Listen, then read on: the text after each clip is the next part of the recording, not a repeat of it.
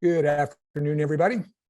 And here we are already for the third and final installment of this three-part series on Jews in the Middle East. My name is Ephraim Seidman. I'm chair of the Israel Education and Advocacy Subcommittee of the Jewish Community Relations Committee. The JCRC is the Public Relations and Advocacy arm of the Jewish Community Federation of Richmond.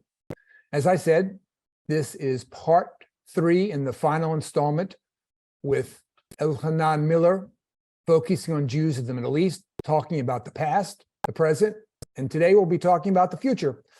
Part 1 covered Jewish history in the Middle East pre-1948, allowing participants to get a sense of the shared society of Jews, Muslims, and Christians.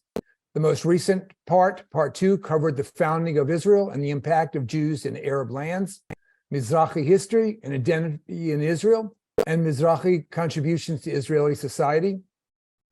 Following that, we had an informative interview with Rabbi Sherry Grinsteiner of Congregation Ortid, and a recording of both these talks will probably magically appear in the links in the chat. Today, we'll talk about the future, and we'll focus on the region at large, peace agreements, the opportunities they provide, and the unique bridging role that Mizrahi Jews can and do play. It's my pleasure to again introduce everyone to Elhanan Miller. Rabbi Miller is founder of People of the Book, an initiative that harnesses the reach in social media to educate a young generation of in the Arab world and the Jewish faith about faith and culture. A language specialist, Elhanan began studying Arabic at age 13 and is also fluent in English, Hebrew, French, and Yiddish. He completed his BA and MA degree in Middle Eastern History and Islamic Studies at Hebrew University and served as the Arab Affairs reporter for the Times of Israel. Elhanan, a Jerusalem native, regularly comments on Israeli politics in numerous international Arabic news channels and Israel's public broadcast Khan. His opinion articles have appeared in the New York Times and the Wall Street Journal. Most recently, he served as the rabbi of the Jewish community in the Australian capital, Campbell. While studying for his Orthodox rabbinic ordination at Beit Midrash Ha'el, Rabbi Miller founded People of the Book in July 2017. He creates engaging social media content, such as cartoons, television of Jewish Muslim religious discussions, one-on-one interviews with Arab-speaking Jews, all in fluent Arabic. Rabbi Miller's videos span culture, faith, and history. They spark discourse and soften Arab attitudes towards Judaism and Jews. The initiative's YouTube and Facebook page now boast over 260,000 subscribers with millions of annual video views across the Arab world. This viewership clearly demonstrates that Rabbi Miller has found a new and compelling way to help bridge the divide between Jews and Arabs. Elhanan will be in a conversation with Basia Gardenstein. As you probably all know by now, Basia is our JCRC director.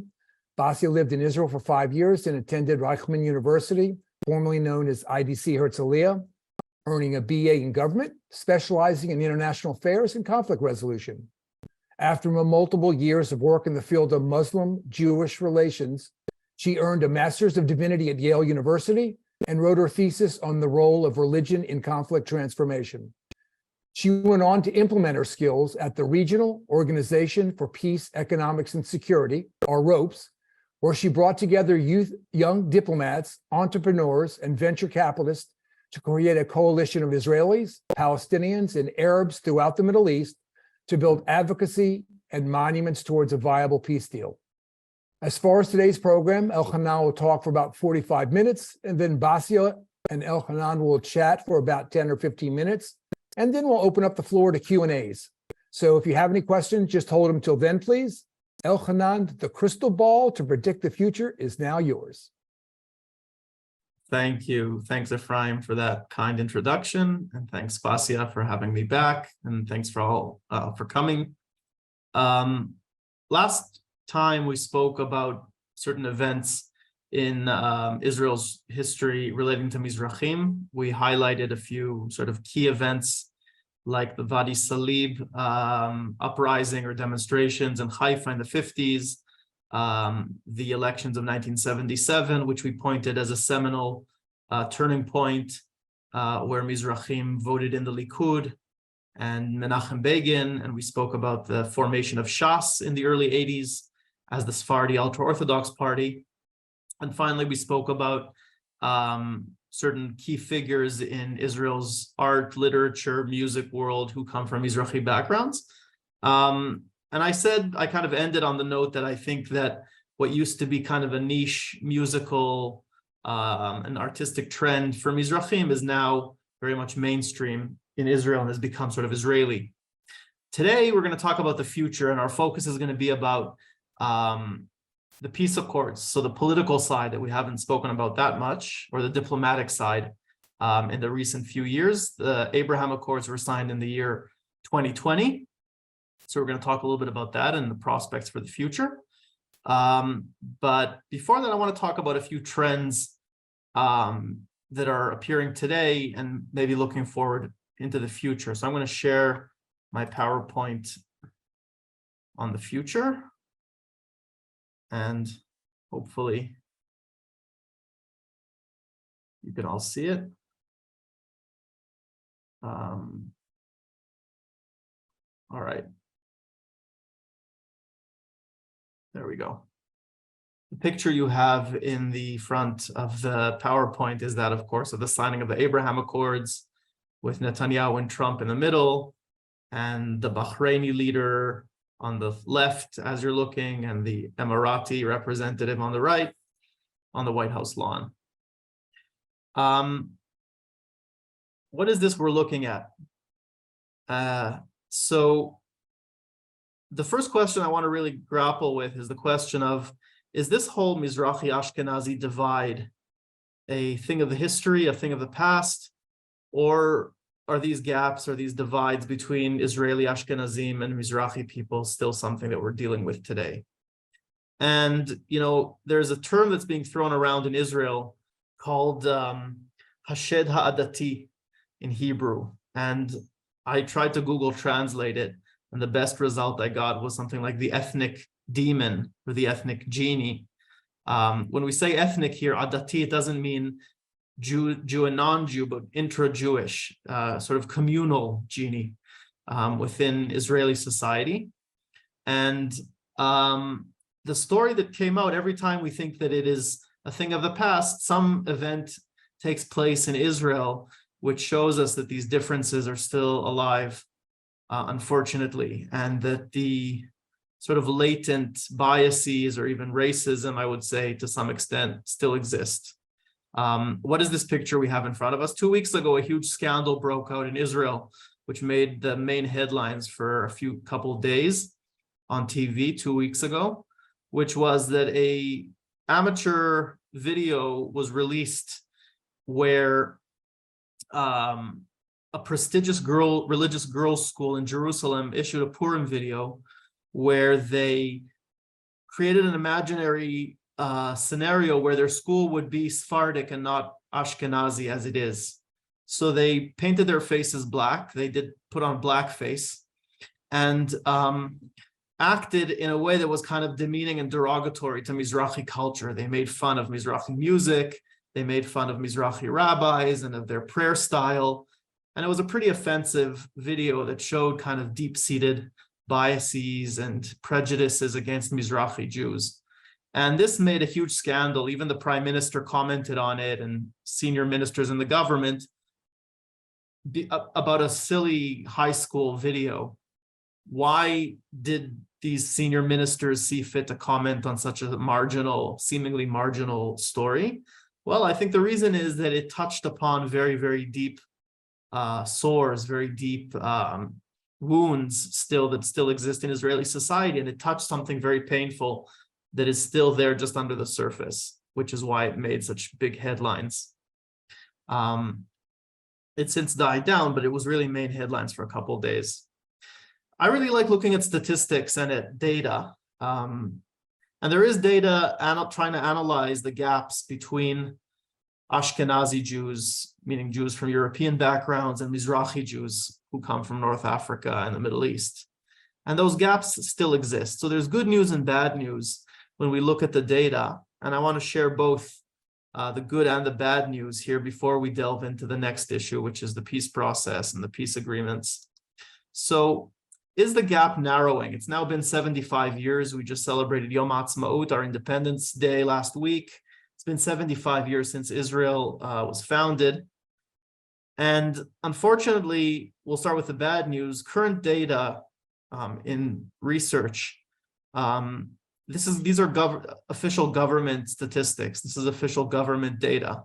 Shows that the education gap between Ashkenazi and Mizrahi Jews is still increasing in the third generation, meaning grandchildren of people who immigrated to Israel from those countries, compared to second generation, that is children of immigrants from Mizrahi countries or from Ashkenazi countries. Gaps are large also in prestigious universities, meaning Ashkenazi European Jews have higher representation in the better universities as opposed to colleges that are less prestigious. And when you look at the number of people registered in advanced degrees like PhDs and master's degrees, you see bigger gaps between Ashkenazi and Sephardi Jews. And these are statistics that were made public in June 2021 from the National Insurance Institute. That's the sort of social security government organ that gives out, social security. So just to translate the graph that I put on the bottom, on the left, we have women. On the right, we have men. The red represents Ashkenazi Jews. The gray represents mixed background Jews. And the blue represents Mizrahi Jews. All right. So the question here is who is qualified or who received academic degrees based on people from the ages of 25 to 43. And we see on the left that women went up slightly from 41% to 42.6% from the second to the third generation. But in the third generation, women have gone up from 56%, Ashkenazi women have gone up more significantly, right, at a higher level of women getting degrees from 56.4 to 60%, whereas men, I guess more dramatically, just slightly increased from the second to the third generations, whereas Ashkenazi men are seen to be more upwardly mobile from 43 to 46.6%, which shows that still in the third generation, 75 years after Israel was founded, Ashkenazi Jews are still more upwardly mobile than Mizrahi Jews, who seem to kind of be a little bit stagnant in terms of their mobility. And this is official government statistics. So that's one statistic I want to share with you. The other statistic, which I found interesting, was where the question that was asked by the Israel Democracy Institute, which is one of the big and prestigious think tanks in Israel, the IDI, Israel Democracy Institute.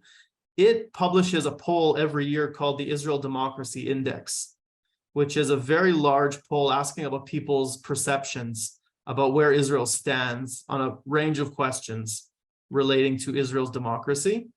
And one of the questions they asked in the recent poll was, where is the strongest divide or tension in Israeli society today? Where is the strongest tension in Israeli society today?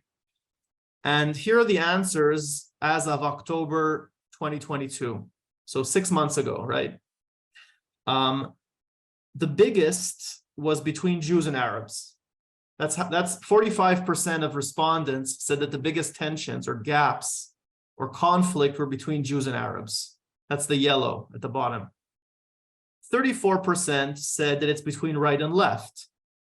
And that's probably just grown since this survey because we've had all the demonstrations around the judicial reform in Israel happening over the past 4 months or so. So I'm sure that that would have even grown. Next in line is between rich and poor. That's 8%.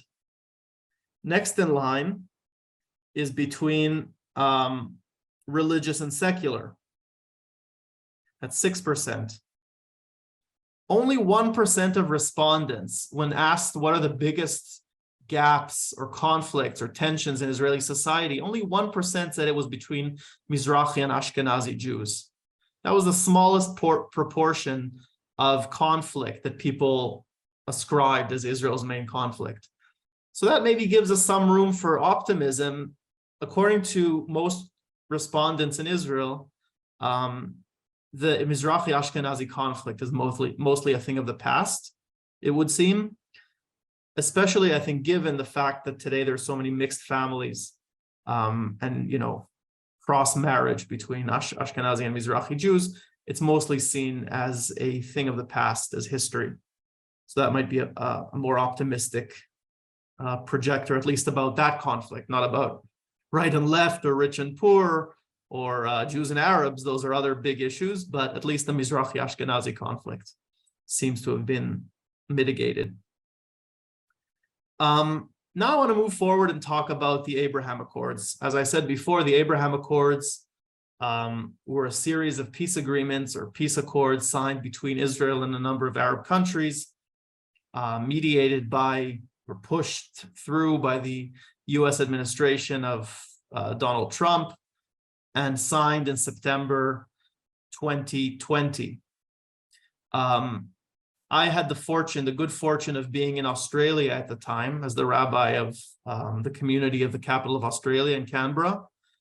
So I was in the capital of Australia where all the embassies are, and was lucky enough to kind of take part in the celebrations or the receptions around the peace accords, because the Israeli embassy had to shut down for COVID reasons. It couldn't host receptions. And our synagogue hosted a lot of the diplomatic receptions between Israel and the Emirates. So I myself was invited to some of those early receptions in the Emirati embassy. And my synagogue or my center also hosted some of those breakfasts or receptions for Israeli, Australian, Emirati officials. So it was a pretty exciting time to be out of Israel, abroad. So I want to start with the good and then go to the maybe less positive, because there's two sides to this, I'd say, peace accord, peace drive between Israel and these countries. The countries we're talking about, again, are the United Arab Emirates, the small country of Bahrain, and Morocco, which is also a large country in North Africa. Those are the main countries. Sudan was also added as a signatory, but Sudan is currently in a very terrible situation in its politics. If you've been following the news, there's been a military struggle going on in Sudan, and it was signed with a military government, which wasn't really representative, but what rather was kind of, an interim government. So not a final peace agreement. All right, let's start with the good.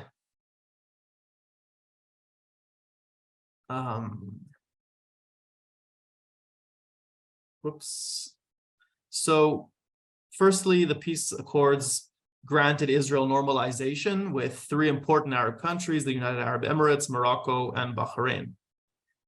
In terms of trade, it's been fantastic. There was, the trade has been going up exponentially, $3.37 billion in trade with Abraham Accord countries in 2022.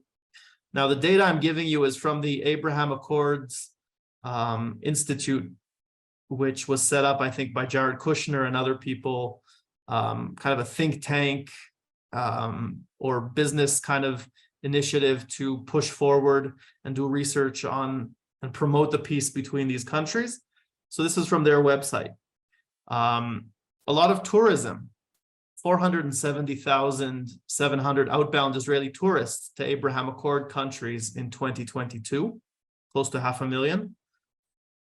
I saw lots of those tourists when I was on my way back from Australia. I stopped over in Dubai. That's the most direct way of flying from Australia to Israel. And 50,000, I think, Israeli tourists were in Dubai on Hanukkah when I was on my way back from Australia in 2022, because the Emirates were one of the only green countries, one of the only safe countries for Israelis to travel to. And the malls of Dubai were just inundated and swept with Israelis. So there's very significant tourism, especially, I would say, to Dubai, Abu Dhabi, and Morocco, of course. there's 82% increase in trade year after year. So every year, trade with these countries increases by 82%, which is huge. 17 new flights are established with regional partners in 2022, meaning to Morocco, to Bahrain. Etihad now flies to Abu Dhabi. New flights are added all the time. More broadly, this means that Israel is finally accepted as part of the region by countries that didn't accept it before. So the fact that now there's student delegations and educational programs and tourism kind of gives Israelis something that's very valuable to them, which is Israel is finally not that isolated country that you remember from the 70s and the 80s, or mostly the 70s before Israel signed with Egypt, but now a significant part of the Arab world, and especially the more stable and more sought after countries in the Arab world are accepting Israel finally as part of the region. And another, I'd say, significant element in this series of peace treaties is the language and culture, the language of culture and religion are incorporated into peace building. Now, this is something new. When Israel signed its peace accords with Egypt in the late 70s and with the Palestinians and the Jordanians in the early 90s, it was very much peace accords between elites, between secular or secularized elites in the leaderships of both countries. It wasn't so much a peace bid that tried to incorporate the populations or that tried to speak the language of the general public in both countries, which is a language of culture and religion, because both societies on both sides are very, very traditional and very religious. And the Abraham Accords, as their name indicates, they take the name of Abraham, right? Our ancient forefather of the monotheistic religions, a character, a biblical and Quranic character who's seen both as the forefather, the forebear of the Jews and of the Arabs. So this language of culture, of faith, of religion is something that's very new in peace building. And in my mind is an encouraging, it's a good step. But there's also a downside, I would say, in the peace agreements with these countries. Number one is that normalization with the Arab world came at the expense of Palestinians who feel marginalized and alone and isolated. Let me again share an anecdote with you from my time in Australia. When I was there, I would invite foreign ambassadors to visit the Jewish Center and the synagogue, just as we were coming out of COVID, out of the lockdown. And I got most of the European ambassadors to come, and I gave them a guided tour of the museum and of the center. I also sent out invitations to all the Arab ambassadors in Australia. The only person who RSVP'd, who got back to me, was the Palestinian representative, who's not recognized in Australia as an ambassador because Australia doesn't recognize Palestine as a state. So he came around Sukkot time. I gave him the 4 species. He held the lulav, the etrog. And at the end of our meeting, which was just a few weeks after the Abraham Accords were signed, I asked the representative whether I would be seeing him at the reception of at the Emirati embassy, the new reception that the Emirati ambassador was organizing. And he sheepishly told me that he wasn't invited because the Palestinians and the Emiratis, the UAE, had fallen out around the peace accords. The Palestinians were very angry for being, so to speak, thrown under the bus by these Arab countries. And we ended up being 3 Jewish representatives, me, the Chabad rabbi, the Israeli ambassador, and no Palestinian representation. So there were 3 Jews in this party and 0 Palestinians, which was very telling about what these peace accords meant, I think, for the Palestinians. And it really kind of spoiled it for the Palestinians because they were really reliant on the Arab world to be their kind of pressure card for Israel. And now these countries were normalizing with Israel without including the Palestinians or without, looking out for their best interests. And that was something that hurt the Palestinians a lot diplomatically and emotionally and all of that. The second effect that the Accords had was that they were closely identified with Trump and Netanyahu administrations, meaning with the right, both in the US and in Israel, and seriously contributed to the destruction, the decimation of the Israeli left. If you look at the strength of Israeli left-wing parties today, you see how weak they are. And the reason is the same. The strongest card that the Israeli left had to convince voters in Israel to vote for them was that if they only normalized with Palestinians, if they only solved the Palestinian issue by conceding territories, by dismantling settlements and things like that, then Israel could normalize finally with the Arab world and even more broadly with the Muslim world. The sort of shorthand for this was, we will be able to eat hummus in Damascus. Now, very few Israelis today want to eat hummus in Damascus, but lots of Israelis want to eat couscous in Marrakesh or in Casablanca, or shop in the malls of Dubai and Abu Dhabi.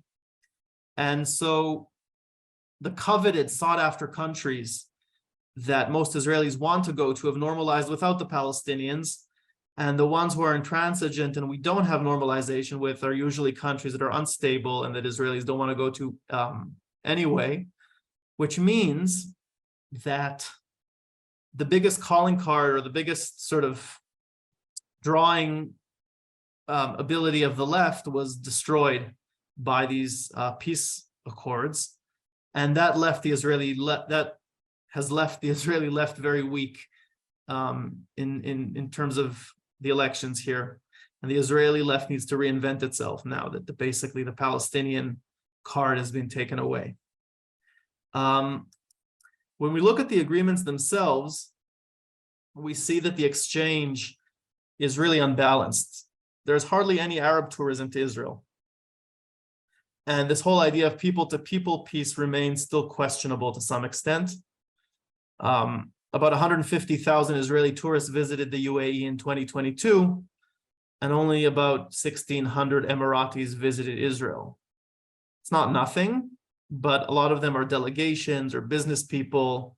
There's very, very little open tourism and Emiratis coming on these cheap, low-cost flights that Israelis are flocking to, going in the other direction.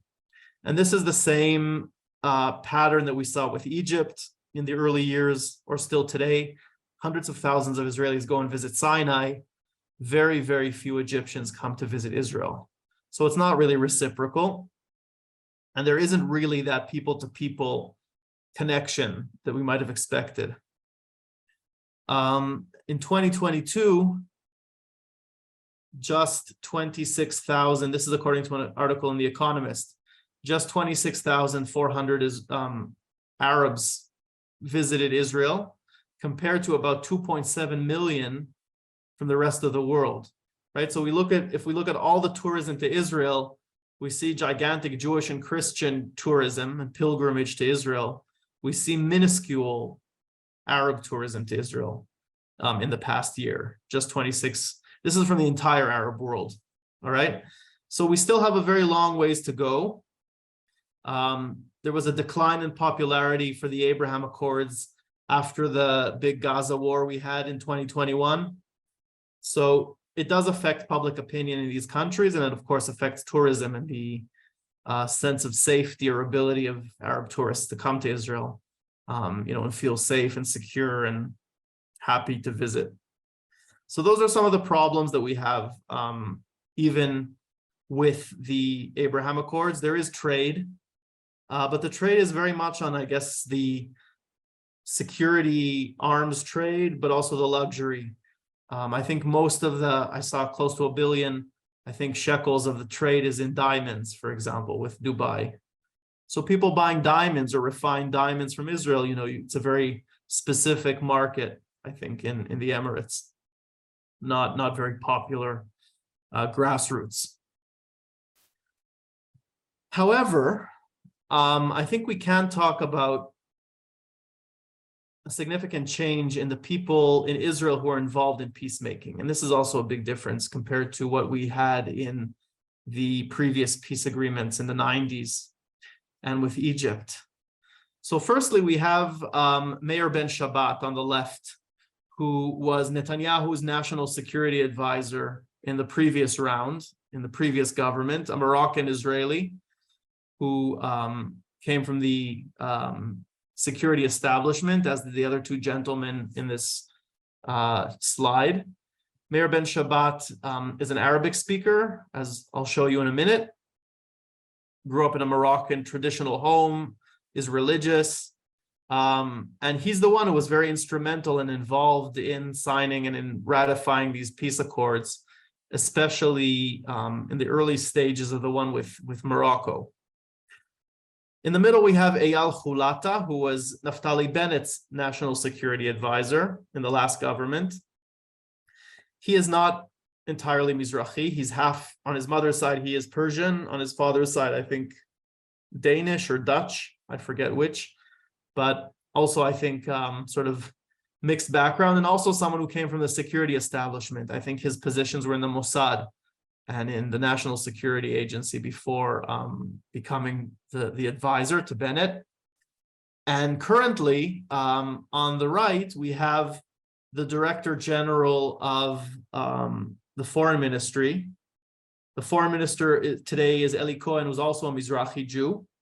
And the person he chose as his Director General of the Foreign Ministry is a guy called Ronen Levy, also from the Shabak, a young guy who was very involved in clandestine or secret negotiations and ties with Sudan and Chad and other countries in Africa, which they are trying to normalize with kind of secretly.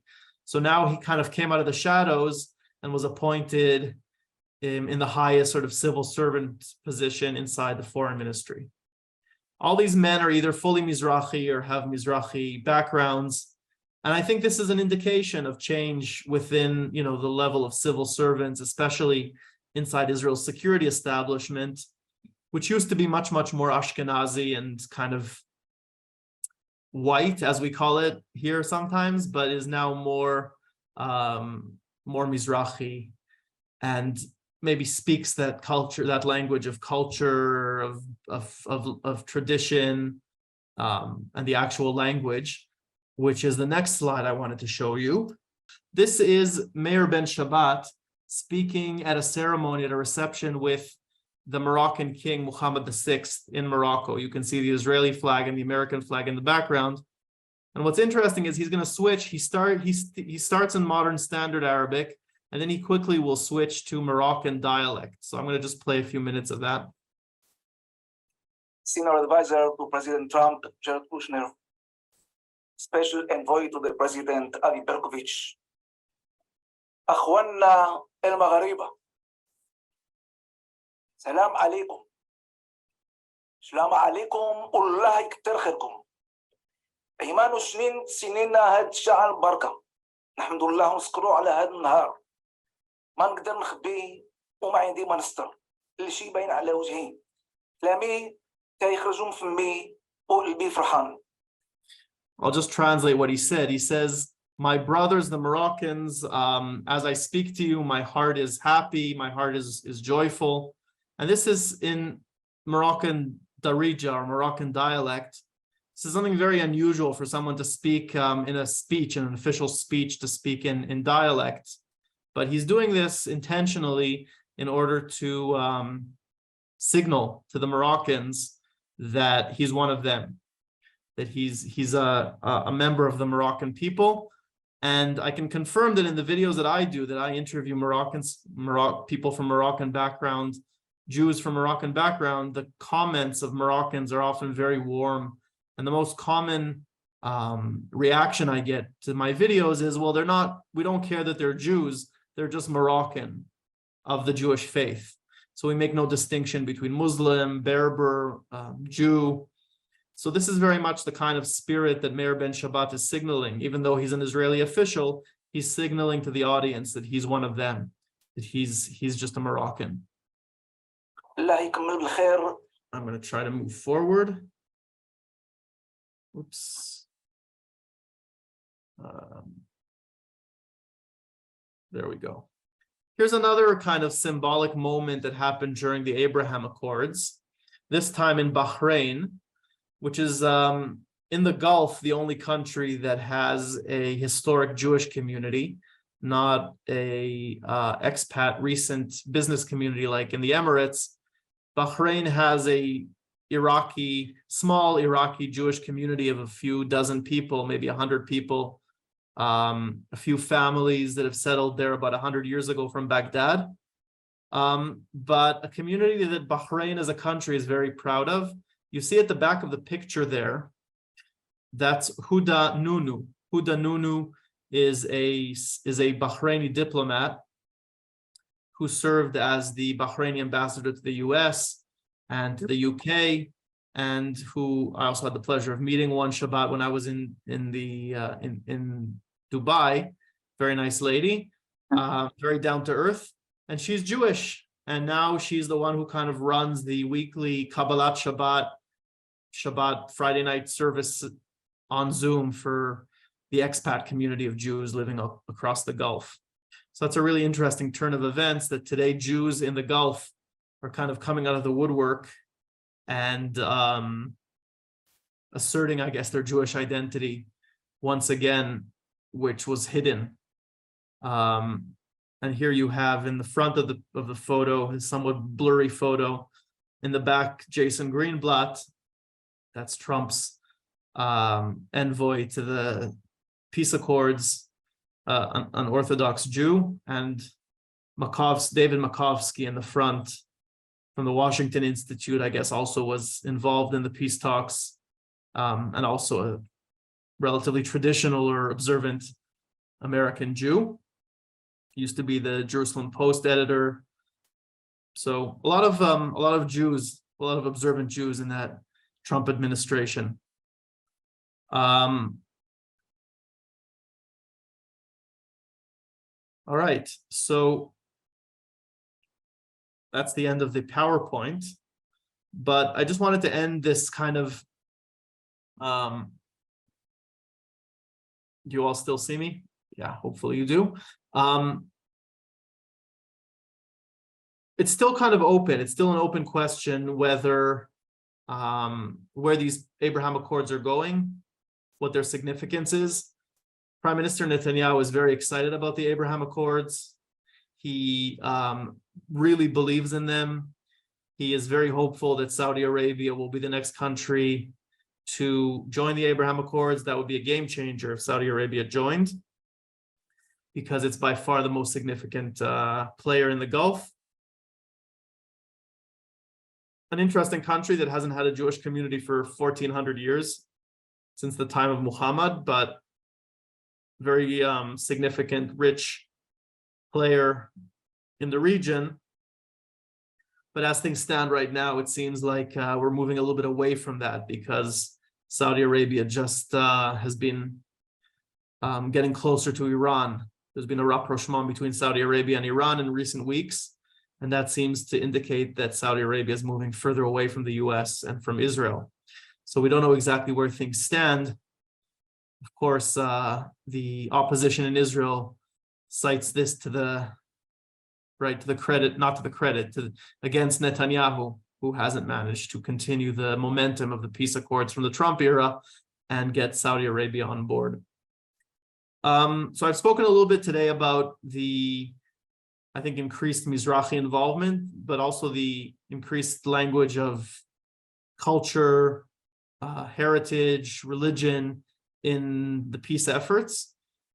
And yeah, I guess I'll stop here at this point and give the mic back to you, Basia, for some conversation. Great. Thank you so much, Elhanan. Very interesting points that were raised, and we'll explore some of it in the questions. And I hope everyone's been writing down their questions and comments. Elhanan and I are going to speak back and forth with some Q&A for a bit, and then I'll open it up to all of you. So I think one of the interesting points that you started to touch on in the presentation is the different attitudes between the average person on the street in some of these Abraham Accord countries, and the politicians and diplomats that furthered the agreements. Especially doing the videos and the interviews that you do and getting so much comments from the Arab world, what would you say are some of the differences that you see as most stark between the locals and the diplomats when it comes to the accords? So I personally don't have that much connection to diplomats. I really deal with viewers, right, with YouTube and Facebook users. Amazingly, the highest viewership of my videos on YouTube is Saudi Arabia. Saudi Arabia, again, is a country that hasn't had a Jewish community in 1400 years, since the days of Muhammad. A very conservative, very observant country, but also a country with a lot of technology, and I guess a fascination with Jews and Judaism, maybe because of their religion, maybe because of scripture and the prominence of Jews in Islamic scripture and in the history of Muhammad himself, the Prophet Muhammad. So I think there's huge curiosity, there's huge interest, and I think there's huge potential around the language of culture, history, common traditions, common faith principles. I was actually quite aware, Basia, when I spoke about sort of the imbalance in how these Abraham Accords caught on to, how we met in Jerusalem when you were still working with ropes. And, really here, maybe we could share your insights, because I know that there are organizations, probably one of the leading ones is Ropes. There's Sharaka, there's other sort of like grassroots, various types of organizations in Israel and in the US trying to reinforce these agreements and bring leaders and opinion makers and journalists who are bold enough to sort of break down these, barriers and try to start a trend or lead some sort of new trend. And and with some success, I would say. I had very successful interviews in the one time that I traveled with a photographer friend to the Emirates and visited museums and interviewed both Jews who were locals, like Rabbi Abadi, American Syrian rabbi who's Arabic speaker in Dubai, the Museum of Crossroads of Civilizations, which is a very interesting museum in Dubai that has Jewish artifacts. But also, I guess outliers like Luai Sharif, who's a Saudi originally, but very much into Jewish culture and history. And you meet these kind of people, and some of them are coming to Israel now. But I'm curious, Basia, like if you can speak to your experiences there. It's very interesting. I mean, some of the people you're discussing, I've of course met, and it's interesting because the Crossroads of Civilizations Museum, for those who haven't heard of it, is a museum that looks at really like Judaism, Islam, and Christianity. And the director of the museum collected artifacts and really invested an incredible amount of money building an unbelievable collection that really shows the interconnected history we've talked a bit about in this series. But he also was the first person to establish a Holocaust museum in the Arab world. So that's very profound. And he looks at similar places in scripture that talk about notions of saving a life being like saving the world, like really trying to teach lessons out of the Holocaust in Dubai and in the UAE, which is very interesting.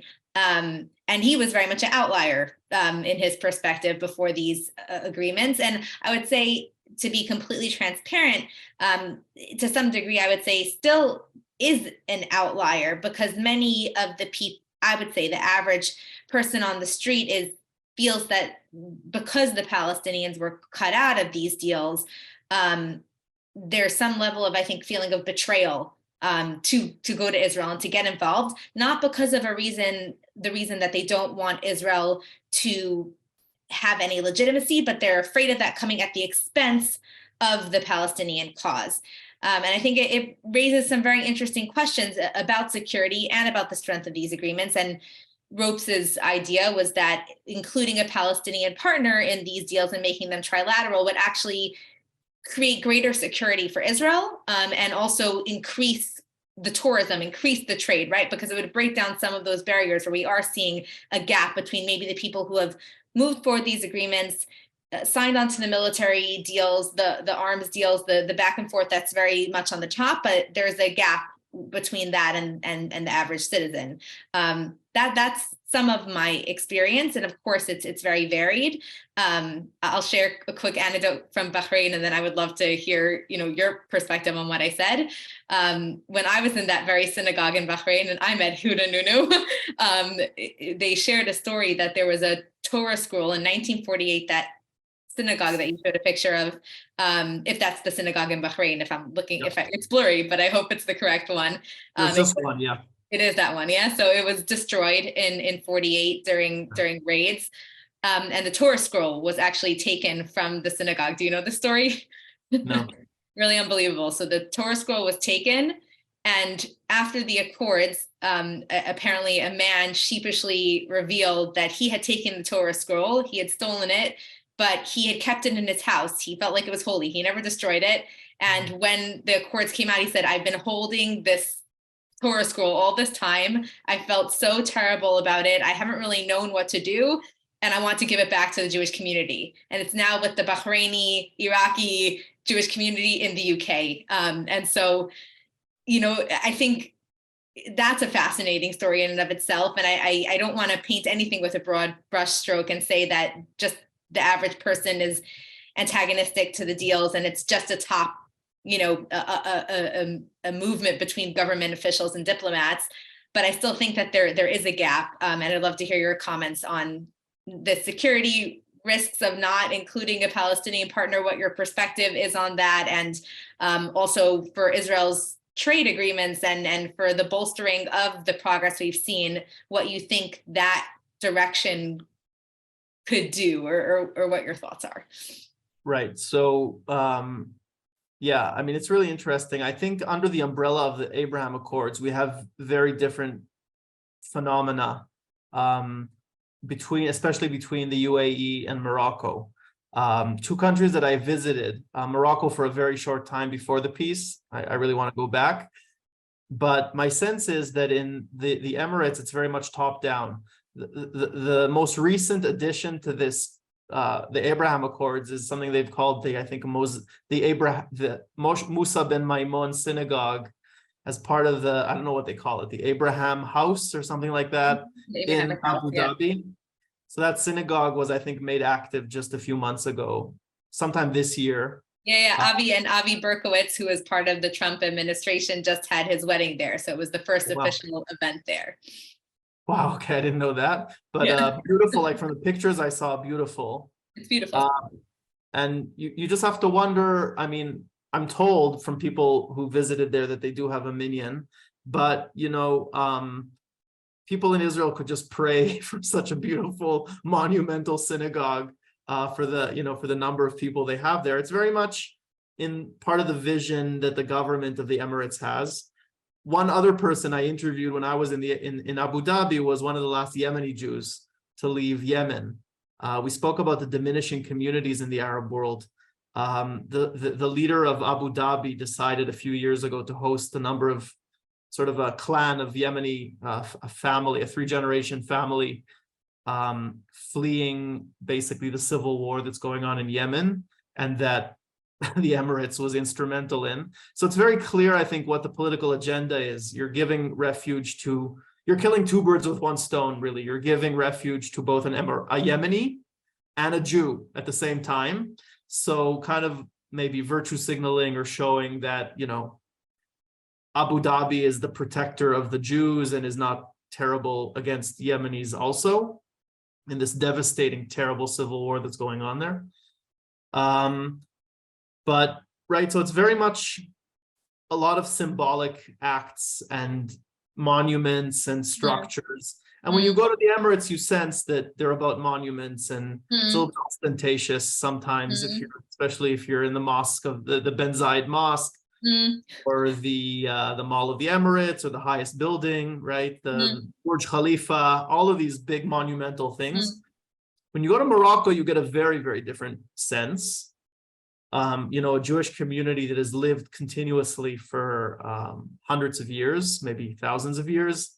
under the protection in recent centuries of the royal family of Morocco, and really the last, with the exception of Tunisia, the last really living Jewish community in the Arab world. And there you really get an authentic sense from the public that there's an acceptance of Jews because it was kind of inculcated in them. And there is a sense in Morocco of pluralism and of joint heritage. I have a strong memory when I was walking, this is again years before the peace accords, walking in the market in Marrakesh with no kippah on and getting shouts from vendors in the main square, in the main market in Marrakesh in Hebrew, calling me to like buy their produce. And I was shocked. I'm like, how do they know that I'm Israeli? Like, I don't feel I look particularly Israeli, but they knew in their very like sharp sense, like merchant senses, you know. And it was the one country, even before the peace was signed, where I felt like I didn't need to hide my Israeli identity. In Egypt, it's very problematic. In Jordan, it's very problematic. There, when I kind of tried to hide it a little bit, people immediately picked me up as Israeli and said, it's fine, you know, you can feel comfortable here. So in the Emirates, you can also walk around freely as an Israeli, but more because it's a little bit of a police state where everything is very, very regulated. And if they're going to harm anyone, you get in trouble. That's more about like insulting internal authority in the country than about respecting a Jew because of any rich heritage. Like, yeah, and again, I was not in the further Emirates. I was in Dubai and Abu Dhabi, but I feel like it's also a very international city, and the Arab element isn't always so felt there. It's really an international hub. It's a business hub, but they keep it peaceful through very like strong government regulation. In Morocco, it's more of a mess. It's a poor country, you know, it's a bit of a balagan, it's chaotic, but you have a sense that, and I don't want to idealize it, I'm sure Jews also had a rough time in different periods and in different places, but there's nostalgia. It feels more grassroots. It feels like these accords kind of fell more on fertile ground and are maybe more promising in terms of people to people. And I know people from Israel who are involved in the embassy there, and there's a lot of like university projects and more civil society than there is in the Gulf. So there are differences there that we need to talk about. Yeah, very, very important point to raise. I think one other interesting question connected to all this is you said that there are a lot of monuments to things in the UAE, and especially now monuments to the Abrahamic traditions and interconnectedness between them. And I'm wondering if you could comment on, especially doing the People of the Book series, to what extent, you know, in America, I think everyone on this call is used to hearing the term, the grouping of the Judeo-Christian tradition. There's a grouping of Judaism and Christianity. And, you know, I'm sure you are familiar with the scholarly arguments that there's also, you could look at Judeo-Islam, like there are groupings to be made, but sometimes when we make these groupings, there's one religion or a group that is making the groupings, and that leads to those norms. The other traditions end up being folded into the norms of the dominant group that's doing the grouping, if that makes sense. And so I think what's interesting in the UAE is when you make this Abrahamic center where there's, as Elhanan said, for everyone on the call, there's a mosque, a synagogue, and a church all together, beautiful. To what extent, being in an Islamic dominated country, is that filtering into this Abrahamic term, right? Is it really equal or equitable? And the same question for Morocco. I'd be curious for your perspective on whether the accords being named the Abraham Accords and this terminology being used and the symbolism in society around it, to what extent is it living up equitably to the term? Right. Okay. Good question. I think, look, the term Abraham Accords is very much like a marketing kind of, it's a good branding. But I think it kind of rests on especially the self-perception of many, many Arabs, and not just in these countries, but this sense that Jews had it really, really well in the Arab world, that Jews were generally protected and tolerated in the Arab world, despite sort of, right, faith differences and dogmatic differences between Jews and Muslims. Jews were fleeing persecution from the Christian world, and they found refuge in Islamic civilization, especially under the Ottomans. But also earlier under the Crusaders, when they were fleeing the Crusaders, Saladin brought them back. And even earlier, when the Byzantine Christians in Jerusalem removed Jews from Jerusalem, it was Omar and the first armies, the first conquering armies of Islam that brought Jews back. There is historic truth to all of this. Jews generally did fare better than they did under Christianity.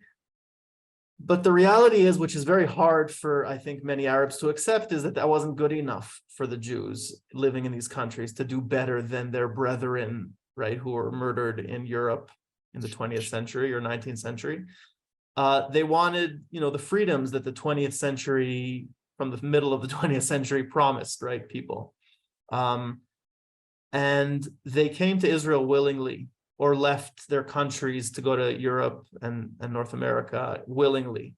And that's something I think that's very painful for many Arabs to acknowledge, that they weren't tolerated to the level that they thought they deserved, and that the freedoms and liberties that democracies promise citizens weren't given to them in these countries. So in many cases, citizenships were stripped from people, like in Egypt and in Iraq and in other places. And part of my project is kind of to reveal these difficult realities, not just to make it painful for my viewers, which it is, I think, in many cases, but to show that Israel is a much more diverse story than maybe they tell themselves. But there is nostalgia, and there is a sense of affinity, and there is a sense of common heritage, which comes out, I see in the comments that to my videos.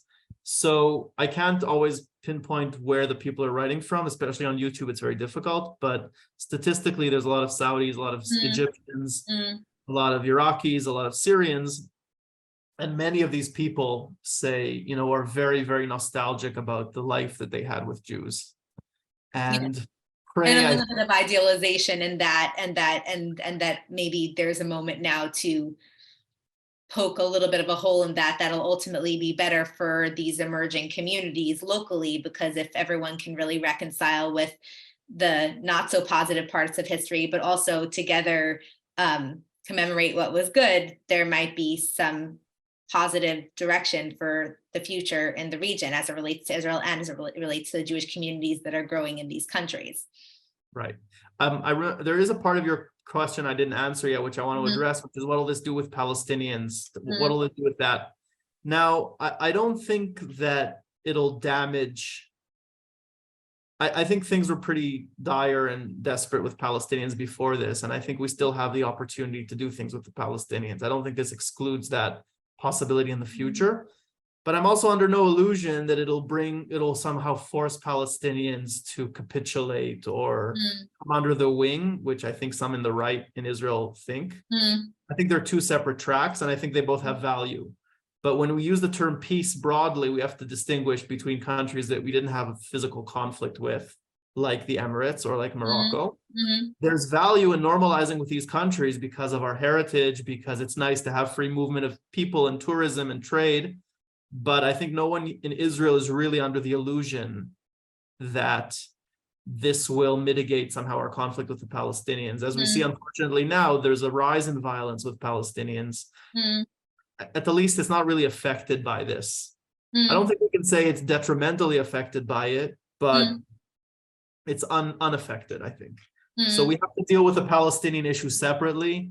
I think the illusion that it'll get solved somehow magically by normalizing with other countries is an illusion. It's not. It's not. Yes, thank you. I want to ask one more question before we open it up to everyone in the audience, which is, I'm going to combine two questions in one, and feel free to answer as you like. So we've seen something very interesting here. There's a lot of excitement from Ashkenazi American Jews, or Ashkenazim really around the world, about the Abraham Accords. I'm curious, the Mizrahim that you interview, how do they feel about the Accords? And what do you think can be done to ensure that Mizrahim who want to remain front and center, like those who you described, who can play such a critical role because of shared culture, what can we do to ensure that they remain at the center of this rebirth of Jewish presence in Arab lands? And what role does the Ashkenazi community play? Right. So I thought about this question before, like, when we discussed it before this. And the truth is that most of the people that I interview don't come from Abraham Accord countries. I have interviewed a few Moroccans.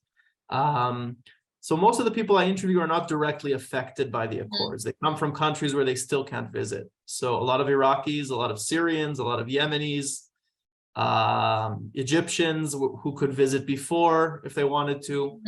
I would say that by and large, it doesn't feature prominently. I can also say that to my surprise, when I visited Morocco before the peace accords, I mean, there is a lot of Moroccan tourism or Mizrahi tourism generally, but it's really Israeli tourism. I think it's like all flavors and all brands of Israelis there. When I was there, I was surprised to see a lot of Ashkenazi Israelis also, which I am one too. So I guess it's not that surprising because I also like that country. So I guess the big positive from what I see from these accords is that it normalizes Israel's existence in the region, and it makes Israelis feel like they don't have to be viewed as enemies necessarily, and they don't have to view their surroundings as hostile.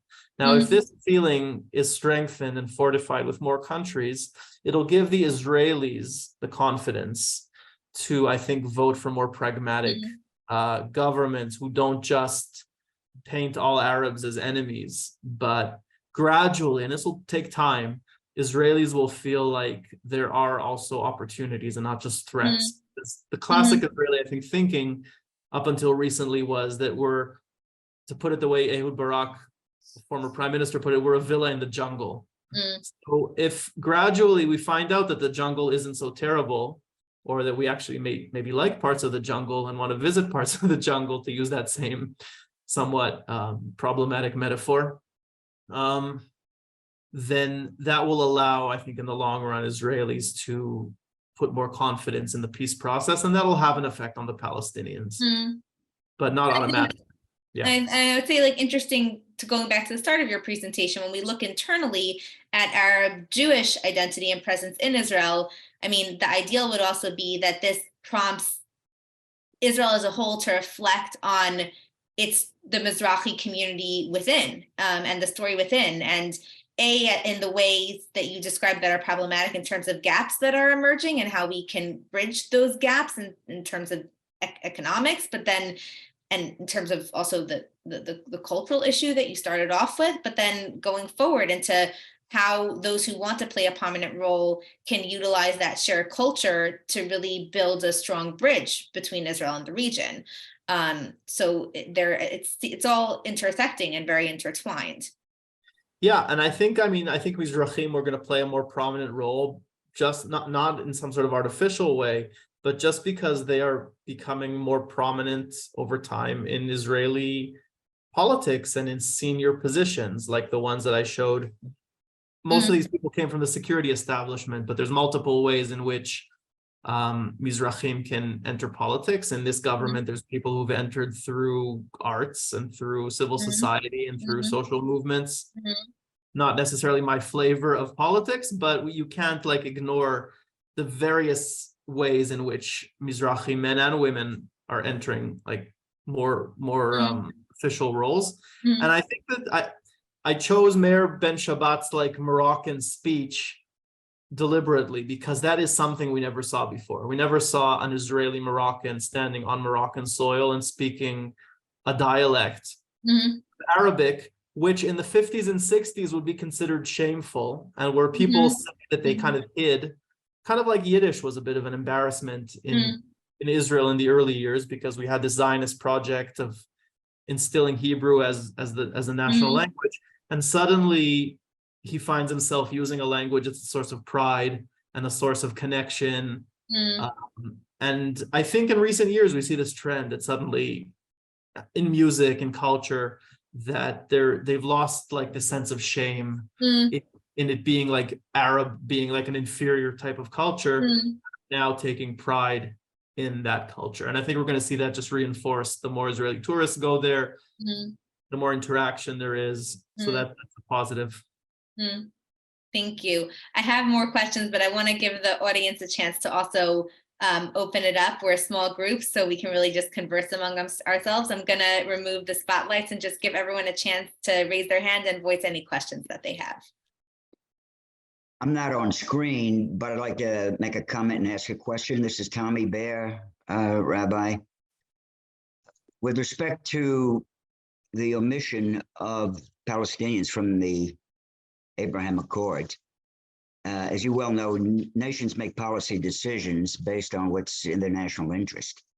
So it obviously was not in the national interest to involve the Palestinians. And I think once the Palestinians determined that it is in their national interest to make peace with Israel and to come to the table in a reasonable fashion, I think there can be a groundwork or a blueprint for peace discussions. Question is this: I met with the Tunisian leadership in 1994 and visited Jerba when no one then knew, and few Jews still know, that there's a Jewish community there. Yeah. And I, the following year, maybe it was 1996, I met the king, the father of the current ruler, for Of Morocco. meeting. And in both instances, they were very open, very direct, very inviting, very professional, very courteous in every respect. So my question is this: that relationship has been enhanced over the years with both countries, and certainly with Morocco because of the accords. Has there been any effort on the part of Tunisia and Morocco particularly to invite Jews to return to those countries to establish residence and business? And has there been any interest on the part of any Tunisian Jews or Moroccan Jews in Israel to do so? That's a great question. You are on the screen, by the way, Tommy. I can see you. So your screen is on. I can't see myself. That's perhaps good. Okay. Thanks for sharing your experiences. Definitely Jerba and Tunisia are on the top of my bucket list, because that's one country that is relatively tolerant, although it's also going through very serious difficulties right now. But definitely I'm aware of the Jewish community there. Look, the dream of these countries is to have Jews come back and re-inhabit those communities. I was really shocked one time. I was visiting the city of, in a very short trip, like a long weekend I took to Morocco. I went to the city of Essaouira, which is used to be called Mogador. It was a city on the Atlantic coast, very beautiful, walled city, great fish. It's like a port city. And when I was walking there near the old Jewish cemetery, which is right on the beach, and the Pinto clan, the Pinto line of rabbis are buried there, I suddenly look and see a whole abandoned neighborhood of like derelict houses. And I asked someone, what is this? And they said, yeah, that's the Jewish neighborhood.